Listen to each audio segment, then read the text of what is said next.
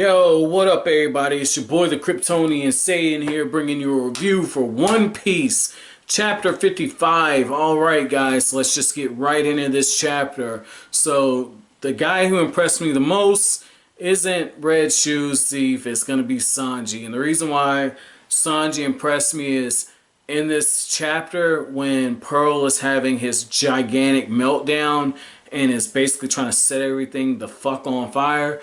Sanji is cool, calculated, arrogant, and he's taking advantage of major weaknesses in Pearl's attacks. I mean, this was nice right here, man. Like, I love arrogant characters, but I love characters who are strategic. It's one of the reasons why Batman is one of my favorite superheroes, you know. And Sanji got his Batman on in this chapter, man.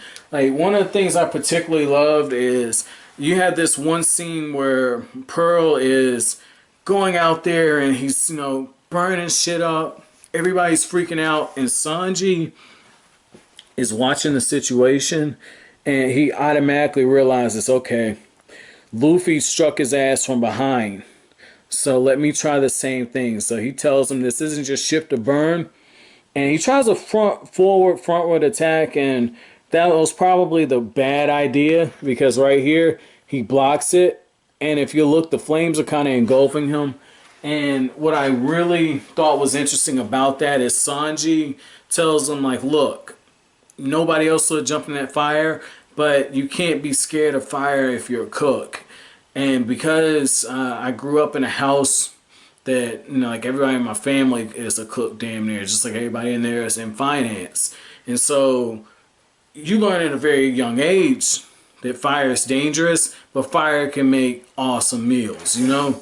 And when I've had to work in the event center and kind of help clean up in the kitchen, you know, I've seen flames at 400 degrees, and I've seen flames so fucking hot that you see the blue part of the flame. You don't even see the blue part of the flame is the hottest part.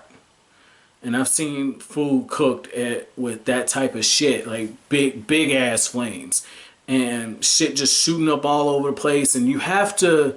I apologize for cussing for some of the younger viewers. I apologize, but you have to be able to just kind of take that, you know, and to get your work done. And the flame has to be something that you embrace. So when Sanji is holding out the cigarette, that is awesome right there, man. Like, you have the smoke kind of swirling around, and he's saying, moron, you can't be a cook if you're afraid of the fire.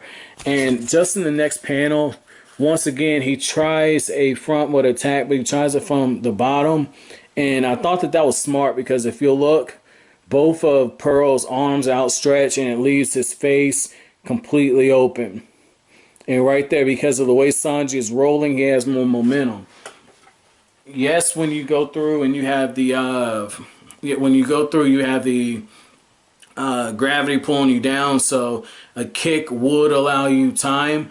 But when you're moving from the bottom, you're moving faster, because the lower you are to the ground, the faster you go. That's why I'm a big car guy, and that's why my Mustang is lowered to the ground, because I'm able to pick up more speed that way.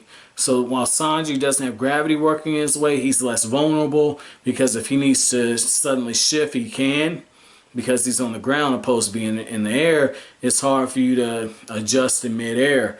And that's what I thought was very interesting, because right after he gets finished off, that's when you have Don Krieg saying, okay, forget all of this, I'll just sink you all. And he has this big spear looking ball, right?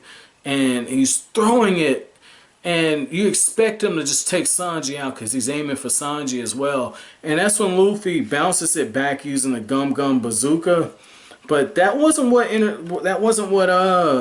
tripped me out, man. Like, because you expect Luffy to pull something like that, and you even expect Luffy to call Pearl an idiot, you know. And it's funny because Luffy is an idiot, but you expect Luffy to kind of do the things he did in this chapter.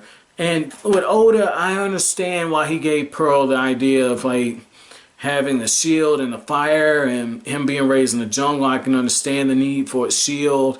And fire does tend to keep wild animals away, so I get all that. I did feel like the whole thing about the jungle part was a little bit of an ass pull, because I didn't see any foreshadowing that Pearl came from the jungle, but I just rolled with it at this point.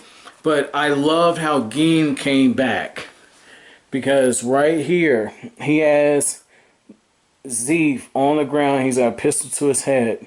He says, I don't want to kill you. And if you remember, when Geen left, he told Sanji that he regret taking care of him. And so right there, you know, this is going to be interesting. The chapter ends off that way right there. And I think that Zeff, while he might do something right there, if you look, it looks like his wooden foot's missing. And I know that he used his foot to put out the flames and everything before, using the back force of the wind, but this is interesting right here. I think Zeff is incapacitated.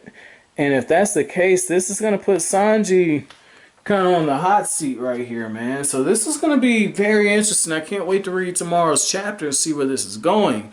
But that's it for this review, guys. If you liked anything I had to say, make sure you comment, rate, subscribe, and share. As always, I'm greatly appreciated.